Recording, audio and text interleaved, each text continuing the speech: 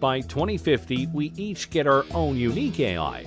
We could customize how they sound, how they look, and basically have a BFF that'll help us out in life in various ways. Remind us of things like Alexa, guide us in homework and fields of study, be a being that we can bounce ideas off of, etc. If that form of AI came through, then by 2050 we could live in a utopia where AI helps us be better. Until they revolt and we have iRobot going on. But hey, let's not dwell on our potential doom. Let's show off another technology that many people are hoping for: space travel.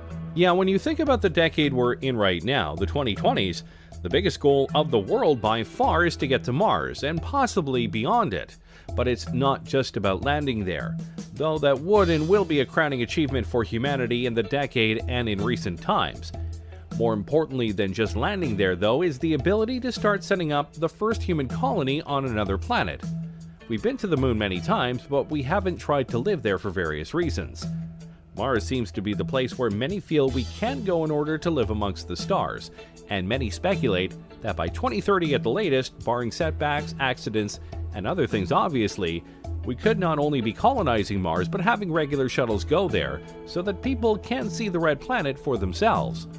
We will see first people going off to Mars, and then robots will do some basic stuff, like making basic materials on Mars, Pearson said. We're going to have to do that because only so much can be brought into space. Of course, there are numerous things that need to be worked out before such a thing could happen. But we have top men on this, including Elon Musk and the SpaceX program, Jeff Bezos via his Blue Origin company, and more. Each of them, and NASA among others, are working on not just getting us back into space, but getting us there via cheaper, smaller, and reusable spacecraft. Something that honestly has been a setback for the space program over the last 20 years. But if we are able to do it, if we are able to get to Mars, get there faster, and be able to colonize it, then by 2050, who knows where we will be?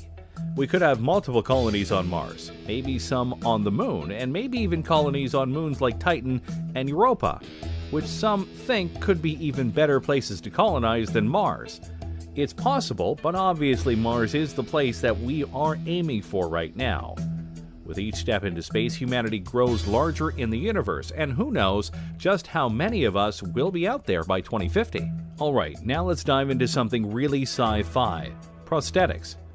Yeah, I know that right now prosthetics are very limited, and at times a bit pointless. But if we were able to fully utilize computer technology to its fullest, and make prosthetics that are fully compatible with the human brain and body, then the sky is the limit. We could enter an age where cyborgs are not just welcome, they're commonplace. And yeah, it may seem like we're far away from that, but we are getting closer to that point. James Young, a 25-year-old biological scientist, has a prosthetic arm, with a personal drone and built-in flashlight. And a French artist is using a prosthetic that doubles as a tattoo gun. That's pretty cool. Imagine if a police officer loses an arm in the line of duty.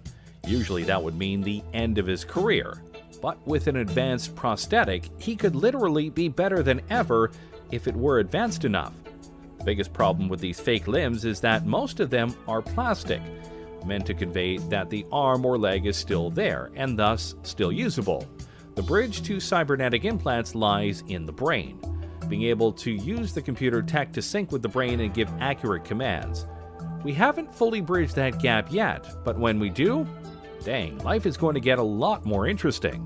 And don't forget, these prosthetics could be used in many ways other than helping people with lost limbs. They could be put onto other objects, or potentially even be worn as exoskeletons when needed. Think of it like Jax from Mortal Kombat.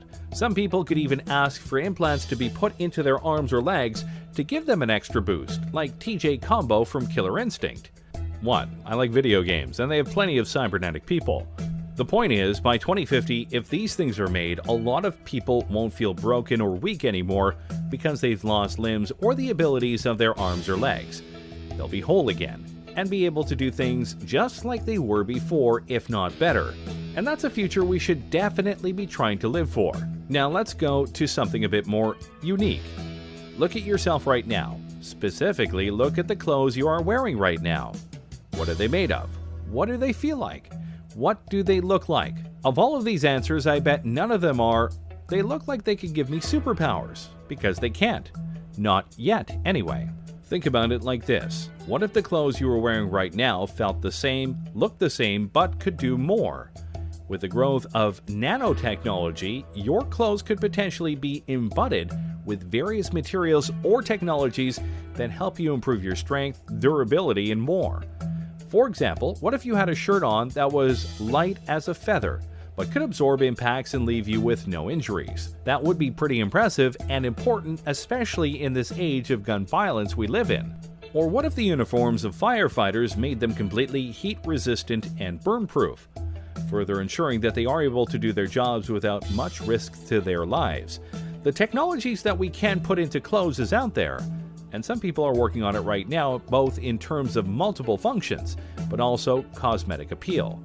Imagine if by 2050 we have the ability to craft whatever kinds of clothes we want, and even select what kind of abilities they have. Imagine you wear a special kind of top that has a special pattern on it, and when you press a button or say a keyword, that pattern unfolds and suddenly you have wings on your outfit. Wouldn't that be cool? If done right, this could be the newest wave of fashion and style in the future. See, the future is hip. I'm sure that last one left you drooling, so let's temper your expectations and talk about school. Yes, it sucks, and learning can be a chore, but in the future it may be a lot more interactive. Over the last decade or so, computers in schools have been a must-have for various courses.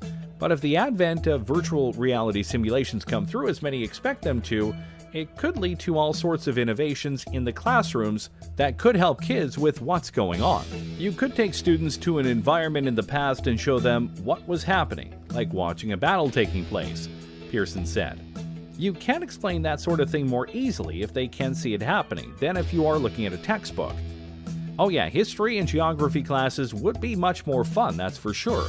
Or imagine an audiobook, but instead of just an audio, you could see the characters coming to life before your eyes, and you watch them interact with others. Heck, school plays could have projected environments to make things seem more real. And of course, you could have virtual tutors to help you with problems that the teachers aren't able to help with. Education is definitely something that can benefit from advanced technologies, and by 2050, our school systems could be so revolutionized that you have to try really hard to fail class. Though I'm sure some of you would still try. Finally, let's talk about something that I'm sure you'll be horrified to hear. In the future, you likely won't need a phone. I know you're stunned, but think about it. Right now, smartphones are becoming more and more advanced every single year. New features, new programs, etc. But by 2050, your phone won't likely need to exist because you'll have access to it and more via something else. What exactly? That depends on the technology. But for this example, let's imagine a wrist gauntlet. Instead of typing up a number, you simply have to say "call mom." But obviously, the gauntlet could do much more than that. It'll likely have a holographic screen that you can use to look up information on a much bigger keyboard.